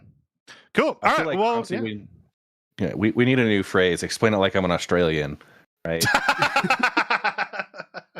It's not an Eli 5, it's EIA. Sorry, what do you mean your spiders are only 1 centimeter? Explain like I'm an Australian. I'm sorry, awesome. How many Big Macs is that? Hey, facehuggers? What? No, they're just regular spiders here down in Australia. Awesome. Well, if that's all, McLeod, we'll let you go. It was an awesome call. We appreciate it a ton. Thank you for popping in. Thanks, McLeod. For this episode. I'd like to say I support your desire for the change of the what is it? Where's my notes? For the Rock DS. Yes. Oh. Yes. Give us a military Rock DS. You know you want to, CIG. I'd also like to have it. I'd also like it to have like 2 turrets so it can actually do cracking and collecting at the same time. A Rock TS! Ah! There we go. Okay. It's been nice. Thank you very much for having me on, guys. Cheers, McLeod. Appreciate it, mate. Stop making the Rock TS a thing. Just let it die. That was McLeod. Thank you very much for calling in, McLeod. We appreciate that a ton. We're going to bring in our next caller. At the moment, we don't have any more callers. If we end up finishing with our next caller, then we will do one more thing and then we'll finish off. But make it known, you guys can pop in right now. Right now, we're going to talk to Riley. Riley, how are you doing? Oh, I'm doing good. How are you? Fantastic. What would you like to talk about today? Good. How it's much better with Mike not here. Based. I'm gonna have to call this the Copium special or something because it's me and Red. Yeah, honestly. Like Red is clearly the better host, of course, because Red is the host and not Croncy. Yep, definitely. We've heard it. We've heard it. Yeah. Yeah. Okay, I have a whole list here. Let's go. 323.2 to 324. Who cares? I'll just quick snapshot that. I think it's the idea that people are supposed to care about that is stupid because once again, it's just a number. Yep. So if CIG were to, instead of naming them 3.23, what if they named them like the Susan patch and the Rachel patch? And like how we name hurricanes. Yeah, like kind of how we name hurricanes. That's right? Really appropriate. The amount of damage is about the same every patch. So yeah. Yeah, and honestly, just oh well, like in the Chandler patch, we're gonna have these cargo lifts, that type of thing. Yeah. They should really just go that direction so people stop getting pissed off about it. It's stupid. I will say, with you saying that as well, Riley, I think it's now lent. My experiences with people talking about this change now has definitely lent further towards the size of most people not caring about the name change. It just has been funny that there are people that do, when there are actual delays with this patch that we've been seeing for the last 4 weeks. Why are you not? Looking at those, right? There's actual problems with the fact that it's cargo has been delayed more than a month past of where it's supposed to be, but also at the same time, at least in terms of Evo, yeah. But at the same time, also the actual pace at which they're developing is still significantly faster than any of the years we've had thus far. Yeah, I will say though, because I was thinking about that as well. The one major feature, well, it is a lot of major features, but cargo, the big cargo feature was the primary PU only feature in 3.23, and then it got pushed, and then the entire patch, with the exception of like the additional vehicles of master modes and locations. I'm trying to wrap my head to see if there's any others, but other than that, was all squadron stuff. And so it's like, okay, cool. So how's the PU development stuff going? We obviously haven't seen the squadron teams move to PU specific features yet, right? This is all the implementation of the stuff that they've been working on. So it's interesting that like it's that's all it is. It's just interesting that like the massive feature that was PU only got pushed and is having a bunch of problems. Yeah, I definitely can understand from that perspective. I think they can easily name it though, even though it like a lot of these are just transferring over Squadron 42 features. They are still pretty major features. Like the FPS overhaul is pretty major. Master modes is the biggest change to flight since 3.12. 3.14. 3.14 was like when 3.14. Yeah, that's when they introduced like the power triangle and stuff. Yeah. So I think it being its own patch still makes sense, even without the cargo. I think 3.23 was just an absurdly large patch, and I think everyone kind of knew that. Like when we looked at 3.23, we were like, "Wow, this is like literally 2 years of updates in a single patch." Yep. And then when cargo was pushed, it was like only cargo's getting pushed. Okay. Yeah. So, like, just looking at what was actually delivered, like we had the new character customizer, we have the new distribution centers, we have the fauna with the Marok and the Kopion. Right. Ships and vehicles. We talked about vehicle modularity coming in, the Tally Gold standard, master modes, like huge. They brought FPS in rework. Crosshair. Yeah, a little bit of the FPS rework. You know, water improvements, Vulkan graphic support, some work on the replication layer. 3.23 was the Star Map UI. Update. Yeah. A huge amount. Star Map could be its own update. And I would have been like, holy shit, this is the biggest change I've ever fucking felt in my entire life. Yeah. Now, Mike is yelling in the car on his way at the moment. I agree, though. I think like the map was that impactful of a change, as long as it included like the mini map and stuff. But yeah, it was probably meaningful enough to the players that it could have been its own patch. I'm glad it wasn't. I'm glad there was more stuff there. But yeah. Yeah, I honestly, with 3.23, so many of the ways that we interact with the game changed significantly. It did feel like almost a refresh of the game with those changes, and obviously master modes affecting a lot. People are still getting used to that, but you know the loss of the cargo lifts and the instance, personal hangars, right? I was gutted, but I didn't feel like the patch itself was gutted. Yeah. Just because those were features I was looking forward to. There are aspects of them that still made it into, like right now you can still go out and buy like mole ore bags, but there's no way to actually get them onto anything. Yep. So that's. And on master modes, by the way, everyone who's listening, if you think master modes is bad, you're bad. Unironically, I'm not even joking. I can understand like some people who think master modes is bad because of like some early stuff, but a lot of people that say master modes is bad is either because the Hornet's overpowered as shit, which doesn't have to do with master modes, just has too much DPS. Yep. Yeah. And it has to do with the M cannons and omnis. The fact that like the DPS of that like ship, that's not a master modes problem. But most people that complain about master modes haven't actually played PvP at a level higher than that of like a dog walking through a park. You can say Croncy, that's okay. Team fights are just better. Like just factually, team fights are better. Actual fighting is better too. It's not just backstrafe and running away after like 2 seconds of combat. Yeah. Like combat tends to end with someone dead, as opposed to like an hour long of literally nothing. Because the only way you killed people on the life flight model was if you both decided we're not going to actually try to survive. We're just going to try and kill each other. Yeah. Yeah. You'd be able to ditch out and replenish those shields very quickly. Master Modes has you locked into the engagement unless you can find yourself an escape route, which doesn't happen very often right now. And the vulnerability you introduce trying to hit that escape is it's a trade-off. Yeah, most of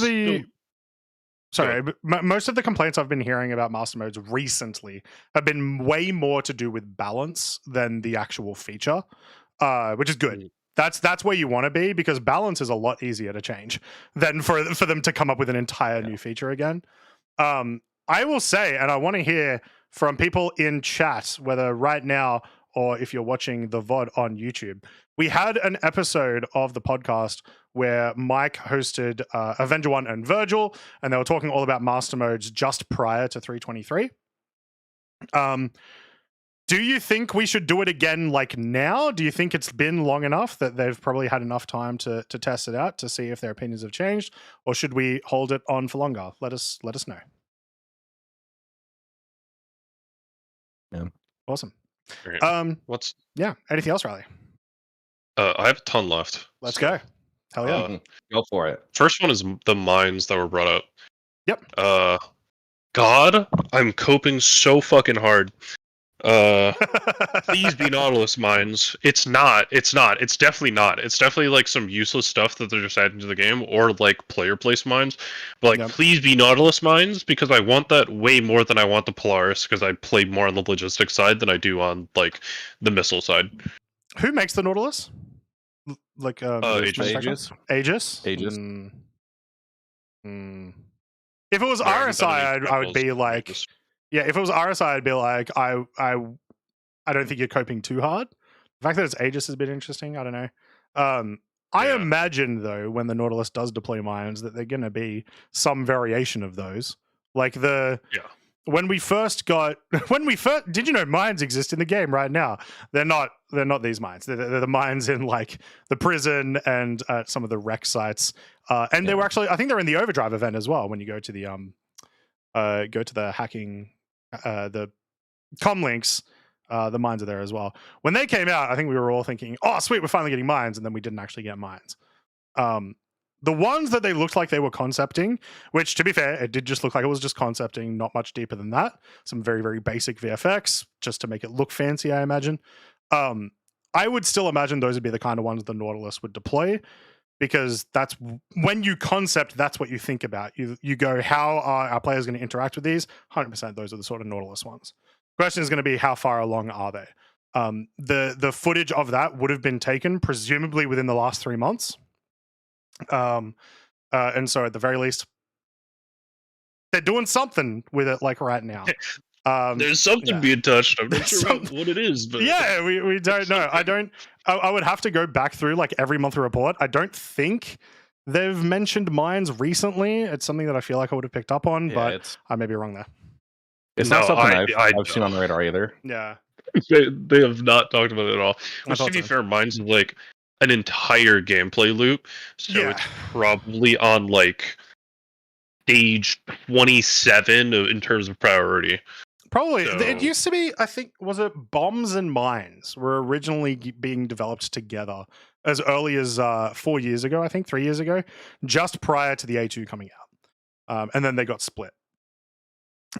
Presumably because how they figured out, like, there was an ISC years ago, for any of you that remember, where they were like, so it turns out we figured out how to make bombs. They're just missiles that fall. And so it was very easy for them to implement in game. Okay, guys, let's get started on mines. What are they? Well, we have to make them float, but also we might have some that don't float. Also, these might like explode. They might cause EM. They might be anti-missile. They might be like interdictor mines. Like, you have so many different things that you have to think about that are just completely different from bombs or missiles. Yeah, so it feels like a way different beast than bombs were. So, yeah, I hope they're working on it. I do think as well, this is one of those features that definitely excels, assuming that we get server meshing working, because you obviously want to be in a situation. Sorry, I just realized that we're still looking at the P8. Yes. I didn't know how to tell you how to run the show. Oh my god! Look, I'm running this for the first time, guys. I'm so sorry. Amateur. Oh, I'm such a scrub. Get good, Croncy. Wow. No, I completely forgot what I was saying. Then I just got caught up in the thing. Keep on You going. were saying that for server mesh, you're probably Yeah. going to Oh need yeah, server like you meshing don't need because otherwise mines. You don't need mines unless you've got something you want to protect. And so maybe the Idris is like probably the closest example of like something you want to protect if you like leave it in a certain location, but presumably not until we get either homesteads or we have like some sort of territory to control, or, and I think this is probably the more likely thing that they will come out with it, until they want to introduce missions with mines that we have to avoid or we have to shoot down, right? So that's probably where it'll lead. Here's one. Go ahead. Here's one gameplay aspect of mines that I would love to have. If you could send a mine on a ballistic trajectory, right? No course correction or anything, but just launch it on a ballistic trajectory, and you coordinate with a couple of your friends that it will all kind of collide at the same point in time, right? That type of gameplay would be really interesting, and you could send,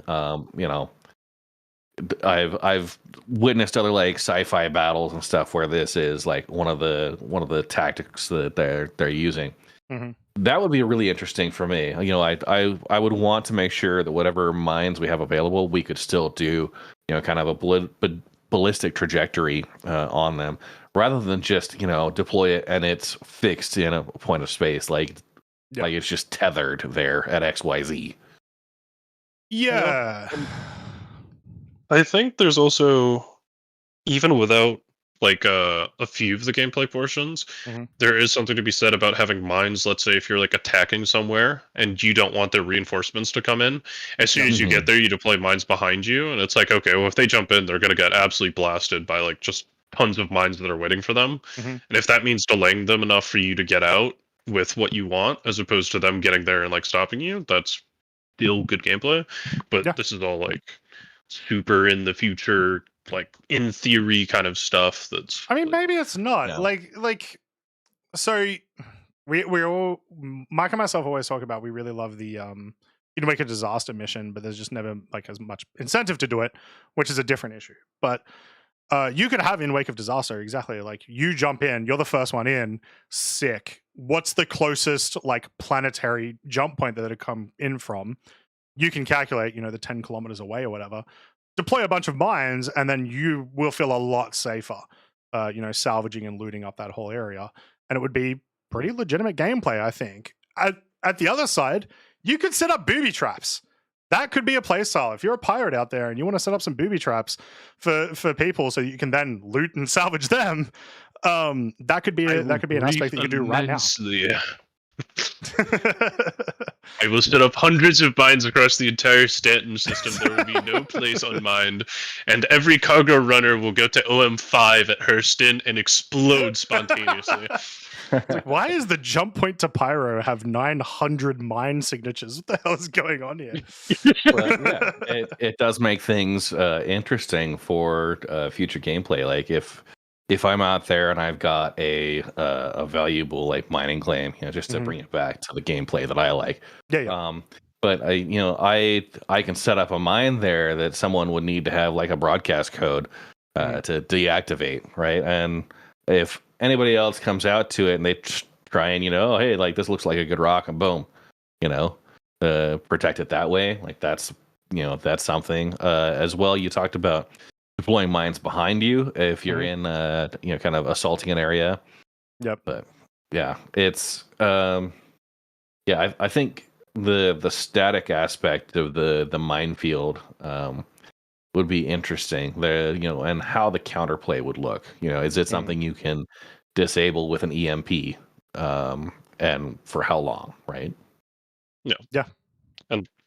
And that is one of the main role, like in the lore reason as to why the Nautilus is coming up to the civilian market, was because there's tons of mines left over from the Second War. And so they were like, hey, we need to release this because it's also good at demining entire like swaths of space.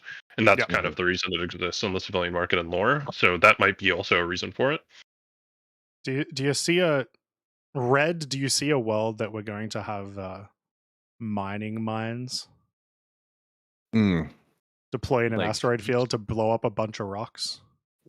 Yeah, I don't think so. I think they're going to stick with the lasers. Red hates fun. I do hate fun. You described Eve with the Chinese bot. Red monster hater of fun. Yeah, how dare you? But to stop us from talking about this for the next 20 minutes, onto the gun portion of the ISC. Yep.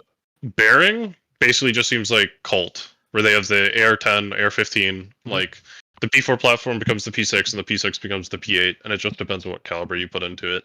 Yeah, I believe like even specifically that it may be old lore, and I may be dreamt this up, but I'm fairly sure it's a thing. That the way that their like platform works is there's essentially like almost like a pistol-sized part of the gun that it's literally just attachments turned into a P4, attachments turned into a P8 SMG, attachments turned into a P8 AR, attachments turned into a P6 LR, whatever. Like it's sort of it's supposed to be, my understanding once again, which someone please tell me if this is old lore or if I dreamt it up, was that they did that so that the like the UAE military had a single gun that they could just throw attachments at to make it into like different levels.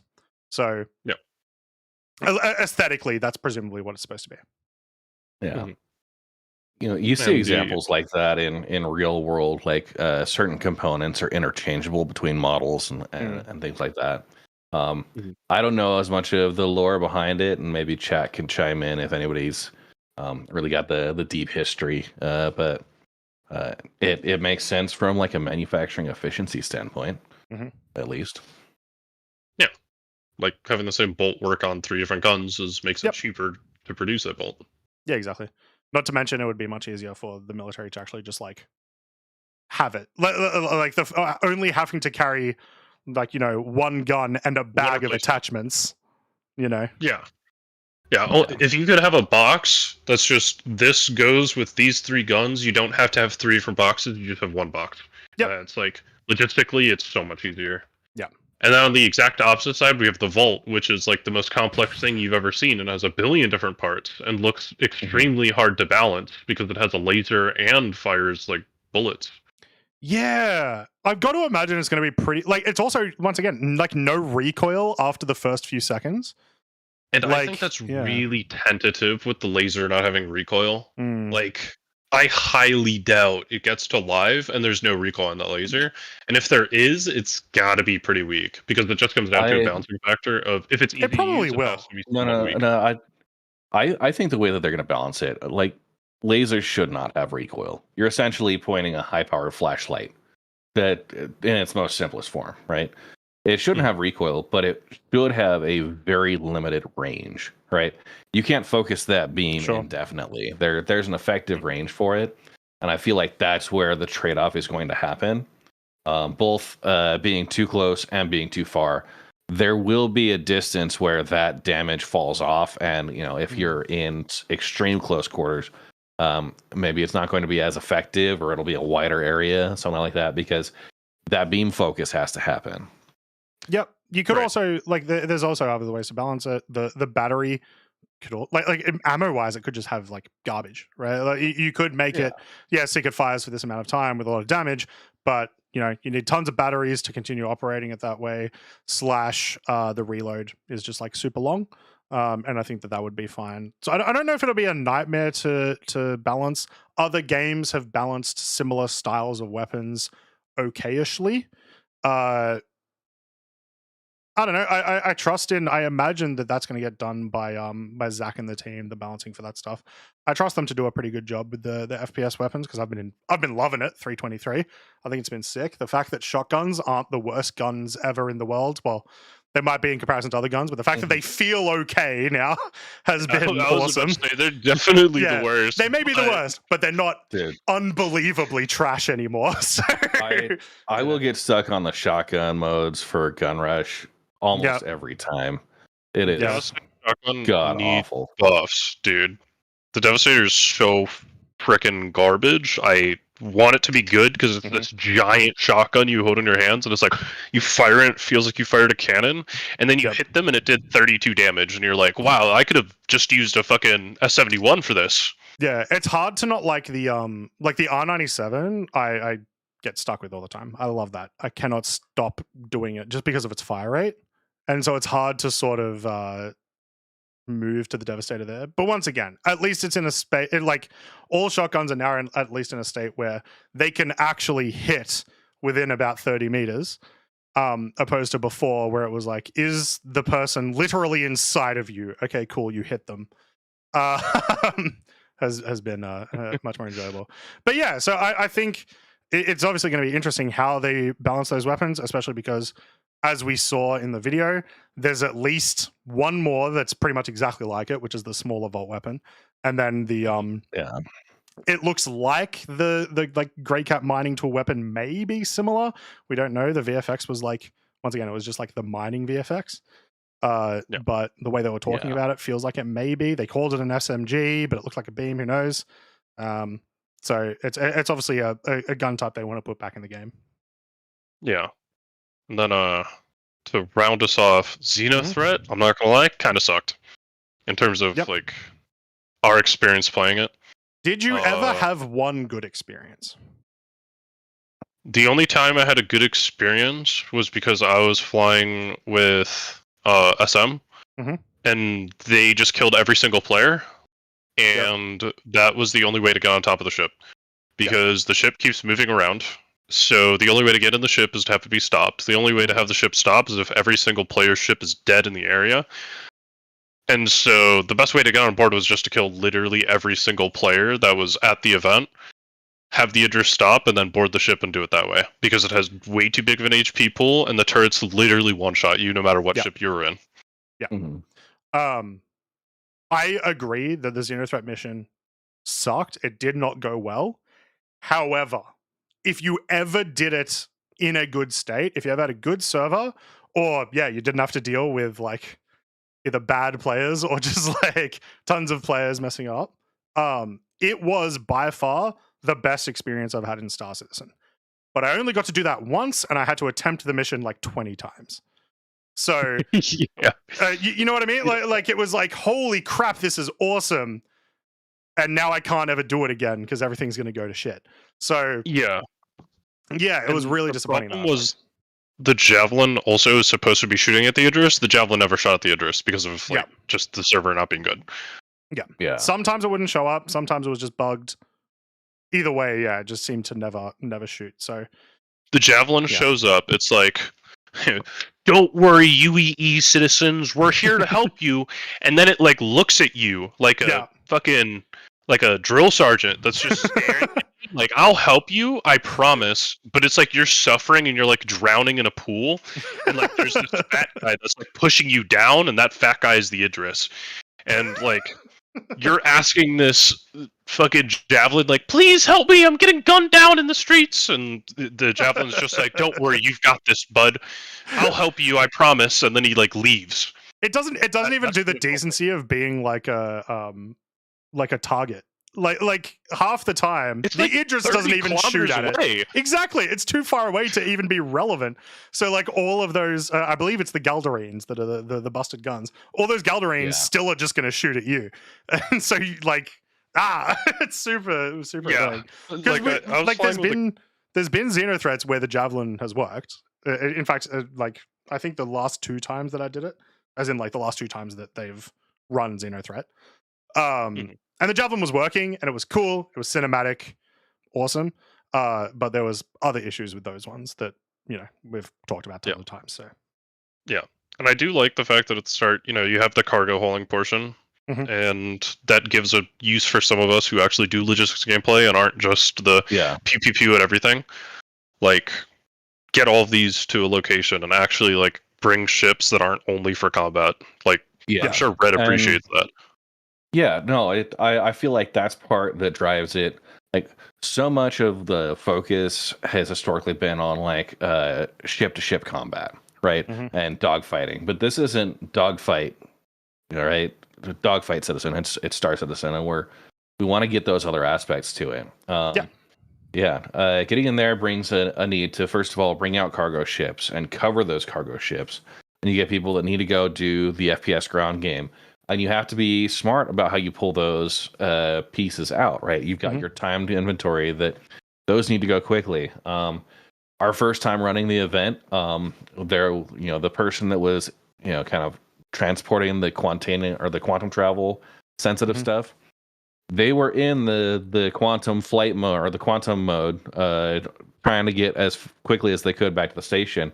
When someone else in the party started going there and jumped. Oh, no. It pulled them together, right? And so we learned a little bit of the hard way there. Their ship survived. They got party spooled? Yeah, you got party jumped, right? And that's what killed it. So rough. Trying to find those edge cases while it was frustrating, it was like, okay, like that makes sense, I guess. Yeah. But that's our fault, but yeah, that's a fun skill issue. Yeah, we might have fucked up, but that one's on us. But yeah, like getting that type of gameplay together, and also like trying to coordinate with other folks that are on the same server, right? Saying, hey, like we're at supply ship Alpha, like it's cleared. Supply ship Charlie has X amount of units left over. We didn't grab it last time, but if that's what we're missing. I will say, and this will also be a sort of par question to both yourself, Riley, and Red. At the very least, in the cargo portion, I have never had a Xenothreat have such good performance, ever. I was getting over 60 FPS every single. I know it's called phase 2, but the cargo phase that I attempted, and it was insane. I've never been able to have it that smooth ever. I imagine that's got to do a lot with 323, like all the graphical updates that came with that. But yeah, Red and Riley, were your experiences similar, or am I unique? The first time I did it, I was running a slideshow. Not like a 10 FPS slideshow. I mean like a 2 FPS slideshow. Like literally a slideshow. The second time I did it, it was better. By the third time, I got about 40 FPS, but that's like pretty average when you have 30 ships and tons of players in the area. So like, it wasn't as bad as past Xenothreats. I'd say that for sure. Yeah, the Idris phase was worse for me, but the cargo phase felt like way better. Every time I was near the Idris, it was like 2 FPS. But yeah, Red. I have done two missions successfully start to finish on 2 different nights. So my experience has been good. I do think I didn't run into any of the missions that were stalled. Now I have heard other people running this mission this time that stalled out on them, and it's just been bugged. So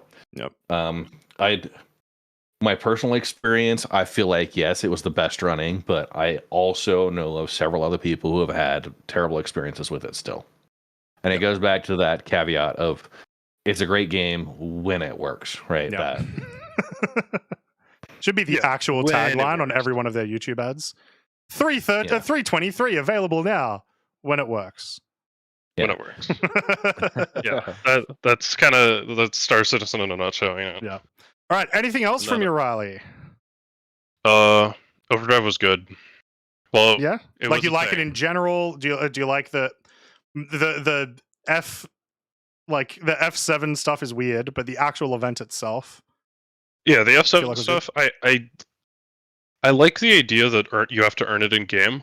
The only AIDS part is that it was the ship is so good that a lot of PvP orgs make it a requirement to get it.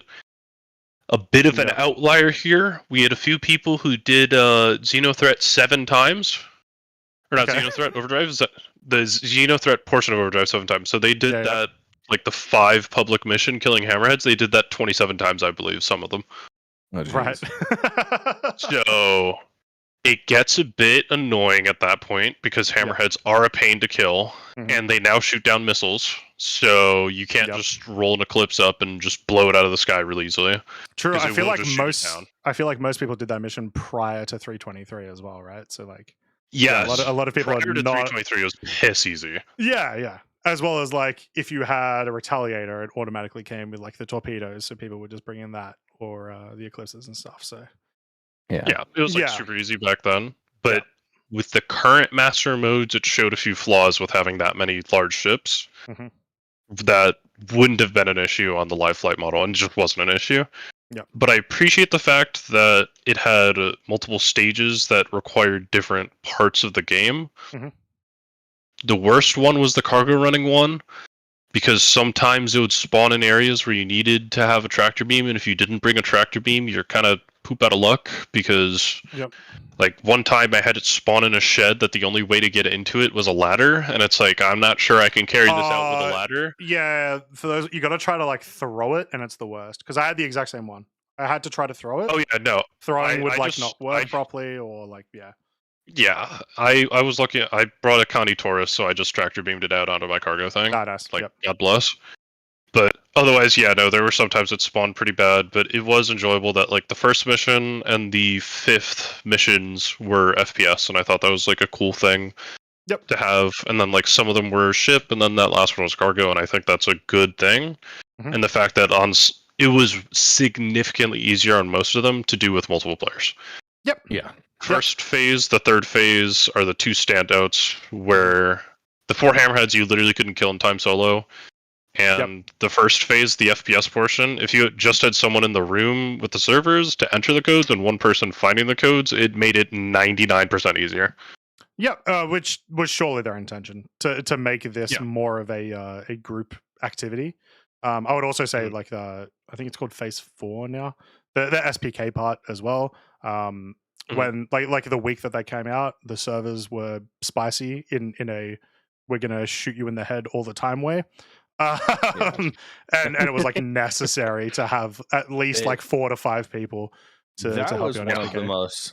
That was one of the most entertaining like FPS experiences I've had in a very long time, just because there were so many of them. They were tough, and it's not a mission you're gonna.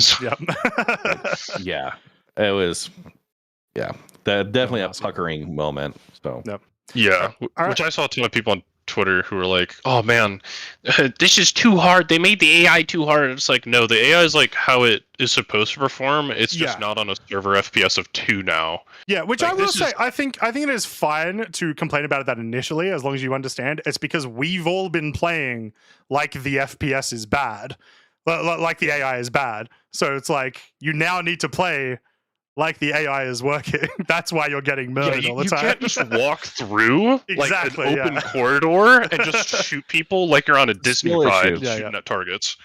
Which you might be able to again now, but like that was the big thing. For sure. All right, last thoughts, Riley, before we head towards the end. Man, this was such a better episode with Red here. I just got to say, Croncy's amazing host. Thank you. Mike, since I'm sure you're going to watch this before you upload it. Croncy I'm uploading it. He doesn't have a choice. Okay. Well, Croncy, you better tell Salty it's time to change roles. Yep, agree. Yeah, good episode. Cheers. We appreciate that a ton, Riley. Thanks so much. I'm not getting invited back, am I? Nah, definitely. Catch you, Riley. All right, have a good one. Yeah. Alrighty, that is Answer the Call done for another week. My first time hosting. Red, this is not your first time being on Answer the Call. You've even through Mike's like old solo one, you've got to be the longest returning co-host, I think. Surely. Oh my goodness. Yeah, I've been like 2 or 3 times through Answer the Call.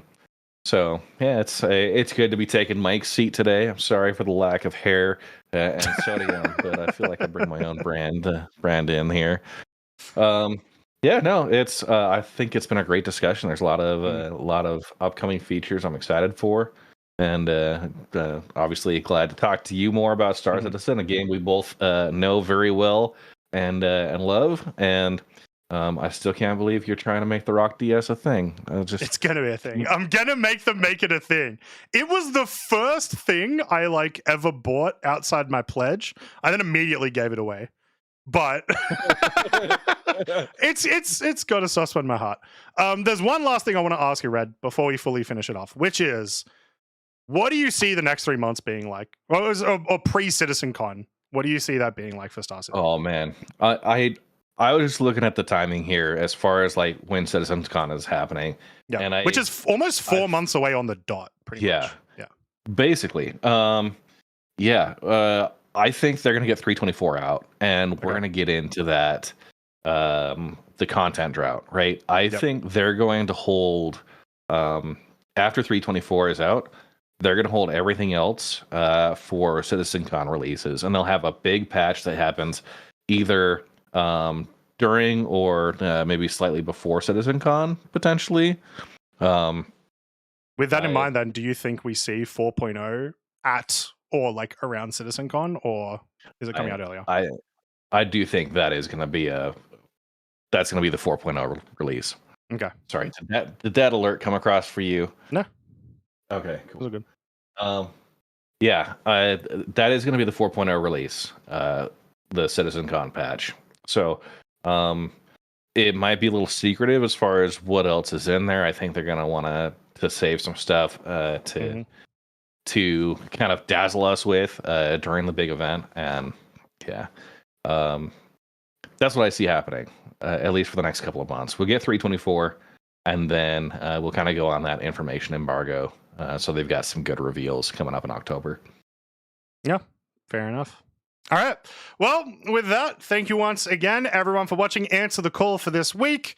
I promise Mike will be back next week, guys. Don't worry. You'll get your weekly dose of sodium, Michael, as we all need in our lives. But thanks for watching the Copium episode, which is what we're all going to call it from now on. Reminder, if you like Answer the Call, make sure to subscribe down below. We have memberships available if you want to join and help support the channel, as well as get some extra free time answering some calls every now and then. Oh, he's pointing to, I pointed the wrong way the second you did that.